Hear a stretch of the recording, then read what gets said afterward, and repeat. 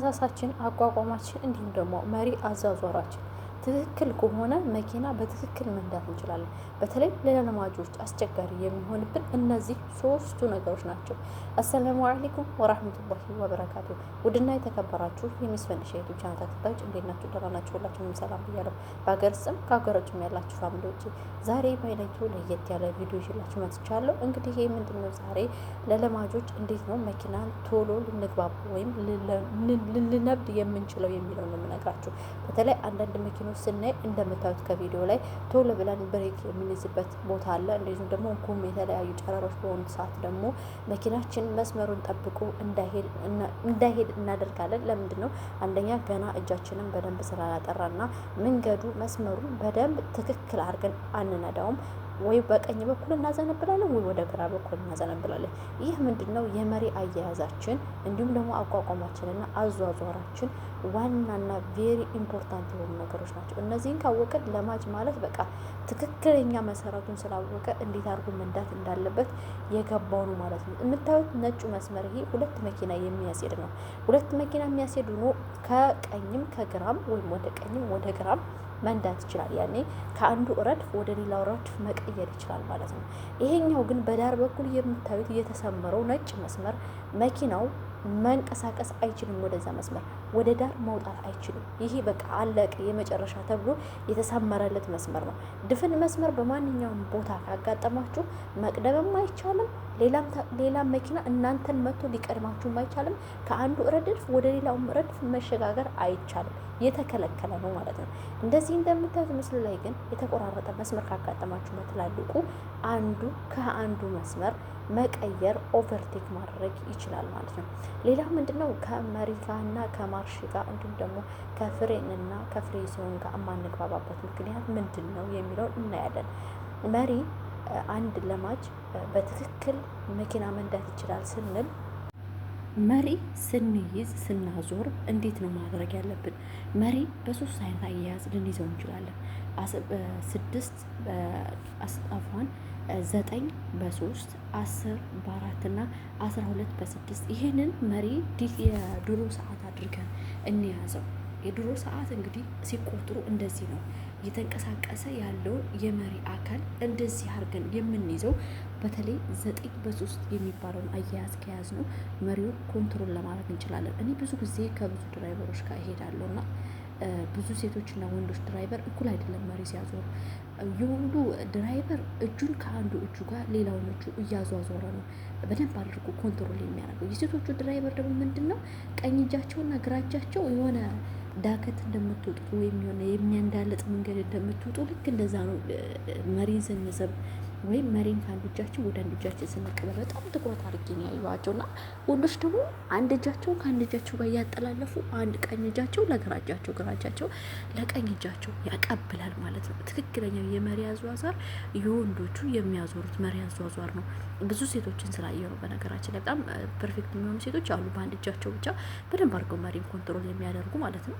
ግን ያየሁትን ነው እንግዲህ እኔ በጣም በብዛት ያየሁትን ነው የተናገርኩት ማለት ነው። ሌላ ምንድነው? የመሪያችን የመኪናችን ከውጭ ያለው ፓርትና ከውስጥ ያለው ፓርት እንዲሁም ደግሞ ከኋላ ሲከፈት የምንለው በአረቦቹ ደባ ይሉታል። ደባውን እንደሱ አካባቢ ያሉትን እንዴት አድርገን ነው ማየት ያለብን? እንዲሁም ደግሞ ጎማውንና የተለያዩ የውስጥ አካሎችን እንዴት አድርገን ነው ሰልፋቸውን የምንጠብቅላቸው ወይም ትክክለኛ ንጹህ ሆኖ እኛን የሚያገለግሉን የሚለው ነው የምናየው።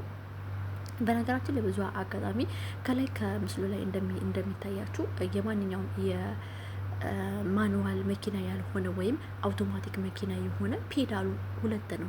አንድ የነዳጅና የብሬክ ፔዳል ብቻ ነው የሚኖረው። የፎቶ ላይ ያላችሁ ነጩ የመኪና ክፍል ላይ ማለት ነው ያለው። ከቀኝ በኩል ነው ያለው። በቀኝ እግራችሁን ሁሉንም የምትሰሩት የነዳጅ ፔዳሉን ስትጫኑት ፍጥነታችሁንና መኪናችሁ እንዲሄድ ያደርገዋል። ይህ ብሬክ ወይም የፍሬን ፔዳሉን ስትረገጡት ደግሞ መኪናችሁ እንዲበርድና እንዲቆም ያገለግላል። በተለይ አውቶማቲክ መኪናዎች ከእግራችሁን ከነዳጅ ፔዳል ላይ ራሱ አንስታችሁት በራሳችሁ ጊዜ ይጓዛል ይጓዛሉ ማለት ነው። ፍሬን ቃስ አድርጋችሁ ካላበረዳችሁ በስተቀር ፍሬን በደንብ ካልተረገጣችሁ በስተቀር ይሄዳል ራሱ። የሚገርማችሁ እኔ ስነዳ ምንድነው ማድረገው መስላችሁ? የነዳጅ ፔዳሉን ትቼ አንዳንዴ የሆነ ስፒድ ሊሚትድ የሚባል አለ እዚህ ሀገር፣ ካሜራ ነው የሚመጣባችሁ። በጣም የሚያስጠላው የዚህ ሀገር ቅጣት ነው።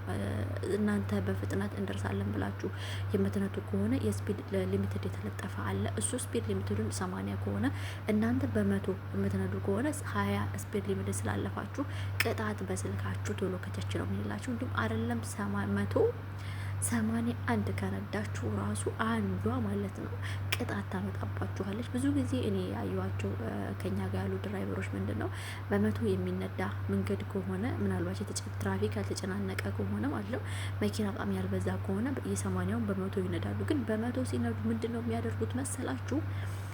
ስፒድ ሊሚትድ ወይም ካሜራው ጋር ሲደርሱ በፍሬም በረድ ያደርጉና 80 ላይ ያወርዱታል። ልክ ካሜራውን ቦታ ካለፉ በኋላ 100ና ከዛ በላይ አድርገው መንዳት ይችላሉ ማለት ነው። ያ ምንድነው አክሲደንት እንዳይፈጠር መኪናውን ኮንትሮል እንድታረጉት ነው እዛ ቦታ ላይ የተጻፉ ለእኛ ጥቅም ነው። ነገር ግን አንዳንዴ ፈጥነን መድረስ ባለብን ቦታ ላንደርስ እንችላለን። አለመድረስ ምንም ችግር የለም። ማርፈድ ያን ያህል አይጎዳም። አክሲደንት ወይም ግጭት ከመፍጠር እየተሻለ ነው ብዬ ነው የማስበው። ለማሽ ስትሆኑ ደግሞ 80 እንኳን ቢጻፍ በ70 ብትነዱና በ60 ብትነዱ የተሻለ ነው። ምክንያቱም እናንተ ገና ስላለመዳችሁ መኪናውን ኮንትሮል ማድረጋችሁን ግራ ይጋባችኋል።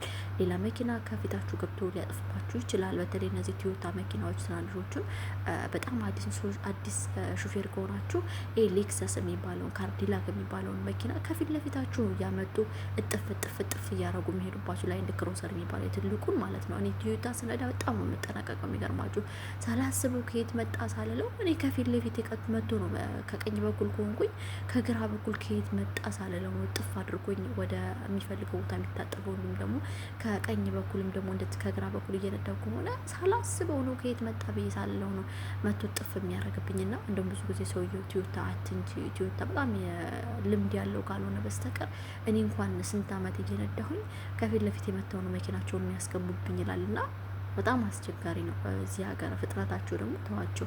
በተለይ የዚህ ሀገር ዜጎች ከሆኑ ትንሽ ያስቸግራል። ስለዚህ እናንተ የስፒድ ሊሚቱን አነስ አድርጋችሁ ብትነዱ የተሻለ ነው። ሌላ ማርሽ ስናስገባ እንዴት ነው የሚባለው? ማርሽ አውቶማቲክ መኪና ያን ያህል ምንም አያስቸግርም። ድራይቭ እና ፓርክ ነው ወይም ኒውትራል ነው ወይም ሪቨርስ ነው። እነዚህን ሁሉ የምታደርጉት ምንድን ነው? ድራይቭ ካረጋችሁ በቃ ቀጥ ብላችሁ ነዳጅ እየሰጣችሁ ብቻ መንዳት ነው። ፓርክ ከሆነ አቁማችሁታል፣ ሀንድ ብሬካችሁን መሳብ ብቻ ነው ወይም የእጅ ፍሬናችሁን መሳብ ብቻ ነው ማለት ነው። ሪቨርስ ካረጋችሁት ወደ ኋላ ነው። ማንኛውም ወደ ኋላ የሚነዳ መኪና ነዳጅ አይሰጥም። ሪቨርስ እና ኒውትራል ወይም ሪቨርስ እና አንደኛ ማርሽ፣ ሁለተኛ ማርሽ እነዚህ በጣም ከባድ ማርሾች ናቸው። ወደ ኋላ መንዳት ወደ ኋላ ማለት ወደ ኋላ ስትነዱ ማለት ነው። አንድ መኪና ወደ ኋላ ስትነዱ እንዲሁም አንደኛና ሁለተኛ ማርሽ እነዚህ ከባድ ማርሾች ናቸው። እነዚህ ማርሾች የሚያገለግሉ ለፍጥነት ሳይሆን ለጉልበት ነው። ከፍተኛ አደጋ ወይም ከፍተኛ ተራራ ወይም የሆነ በጣም አቀበት የሆነ መንገድ ስትነዱ የምትነዱት ወደ ላይ ከሆነ በአንደኛና በሁለተኛ ማርሽ ነው። ምክንያቱም ጉልበት ነው የሚሰጠው፣ ፍጥነት አይደለም። 4-5 የምትሉት ደግሞ 3-4-5 እሱ ደግሞ ፍጥነትን እንጂ ጉልበት የለው። አንድ መኪና ለምሳሌ ሜዳ ላይ የምትነዱ ከሆነ ከ3 በላይ ነው ማርሽ አስገብታችሁ የምትነዱት። ማኑዋል መኪና ከሆነ አውቶማቲክ መኪና ከሆነ ደግሞ ራሱ ጊር ላይ ስለሚቀያየረው እናንተ መቀያየር አይጠበቅባችሁም። ድራይቭ ላይ ብቻ አርጋችሁ መንዳት ነው ማለት ነው። ሪቨርስ ስታረጉ ወደ ኋላ ማንኛውም መኪና ነዳጅ አይሰጥም። ብሬክ ይዛችሁ ከብሬክ ላይ እግራችሁን ለቀቅ እያረጋችሁ ከኋላ በስፖኪዩ እንዲሁም ደግሞ በሾልደር ከመኪናችሁ ትንሿ የመስታወት ክፍል ሾልደር ትባላለች። በሷ እንዲሁም ደግሞ በመካከለኛው ሴንተር ሚረር የሚባል አለ። የመካከለኛው መስታወታችሁ በሱ እያያችሁ ሌላ መኪና እንዳትገጩ፣ እንዳይገባባችሁ፣ ሰውም የተለያየ ነገር እንዳይገባባችሁ ከባድ ማርሽ ስለሆነ ወደ ኋላ ማርሽ እያያችሁ ብሬካችሁን ወይም ፍሬናችሁ ለቀቅ እያረጋችሁ መኪናችሁን የምትፈልጉበት ቦታ ላይ ለማቆም ከሆነ ለመዞርም ከሆነ መጠቀም ትችላላችሁ። በተለይ የኋላ ማርሽ የምንጠቀመው አንደኛ ፓርክ ለማድረግ እንዲሁም ደግሞ ወደ ሌላ አቅጣጫ ለምሳሌ ወደ ቀኝ የምንዞር ከሆነ ለመዞር ቦታው ከጠበበን ወይም ጠባብ መንገድ ከሆነ ለመዞር ስንፈልግ የኋላ ማርሽ አስገብተን መሪያችንን ወደ ምንፈልገው አቅጣጫ አድርገን ነው የምንነዳው። ብዙ ጊዜ አንዳንዴ ምን ይላሉ መሰላችሁ?